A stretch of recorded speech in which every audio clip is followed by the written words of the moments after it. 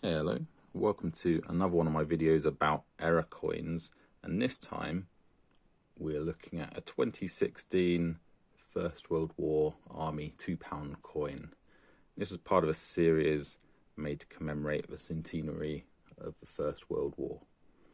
So just over 9.5 million of these were made and put into circulation, so there's a fair chance that you can find one of these coins in your change. So on the obverse there, you've got the Jodie Clark portrait. So that's the 5th crowned portrait of Her Majesty Queen Elizabeth II, wearing the George IV state diadem. And on the reverse, you've got a stylized silhouette of free soldiers, the heads of free soldiers, and the text for First World War 1914 to 1918, and the date on the bottom, 2016, is when this coin was released. I'm sure it hasn't escaped your attention, but there's something spectacularly wrong with this coin. It's got holes in it. So what's happened there? So this has basically been struck with a triple clipped inner planchet. So there's 2 obvious holes here, but if you look closely, you can actually see there's also a tiny clip to the inner about here, but it hasn't led to a hole, because what's happened is when the coin has been struck, the brass outer has actually filled up that gap, and it's actually slightly filled in these gaps too, but not enough to actually close the gap entirely. And I've said it before, but I really do like errors on bimetallic coins like this, because there's absolutely no way you can fake an error like this, because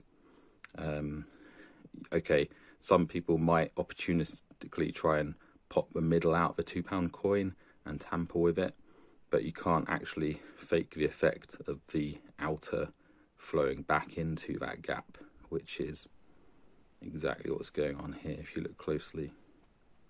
So I do have a proper one, so this is what it should look like when made properly, and this is the one I found in my change, so it goes to show that it is possible to find them, and it's in fairly good condition, that one. It's always worth looking at the edge inscriptions on these. It should say for king and country, like this one, but they did make a slight mix up at the mint, and gave them a completely different edge inscription, which is meant to go on the Fire of London coins.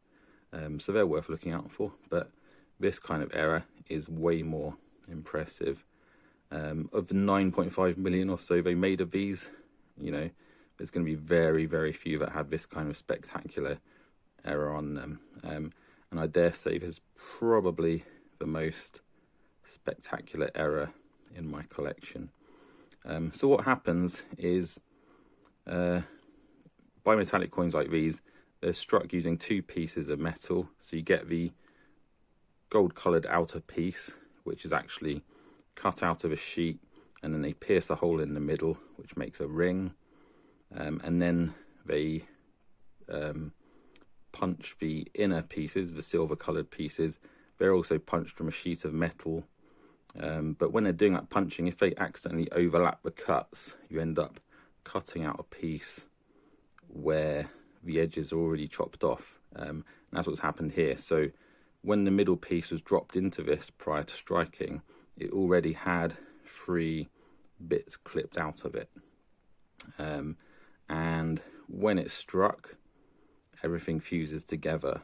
So the inner pieces actually have a slight groove put into the edges of them, so that when the coin is struck, the huge pressure which imparts the design on these things not just makes them look pretty, but it also helps the outer metal flow into the gap on the inner piece, so it makes it very hard to force the 2 pieces apart. So there's no way you can push the middle out of one of these coins, and not least, you know, you can't with your bare hands at least. So this is I don't know, I can't even describe how cool this is.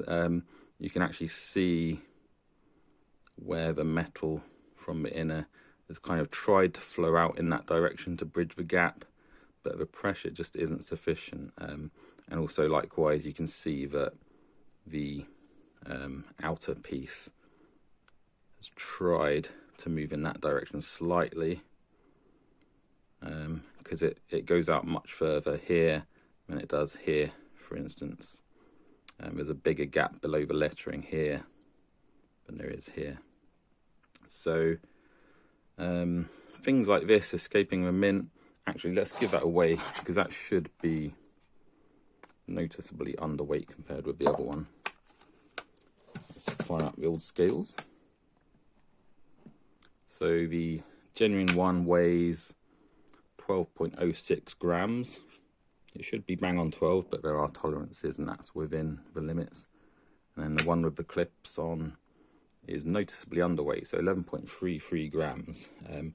That's far below tolerance, and it makes you wonder how something as spectacularly errorsome as this escaped the mint. But you know, that is a very, very cool coin to have.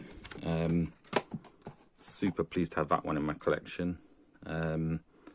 These are not cheap, and I dare say, you know, controversially, I would say I find this kind of error much more spectacular than the fried egg errors, where the inner piece is offset when the coin is struck.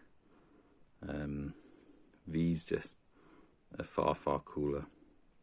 Anyway, I've parroted on too much about that one. So yeah, keep an eye out for these. They're quite easy to spot if you do come across them, because they stand out like a sore thumb.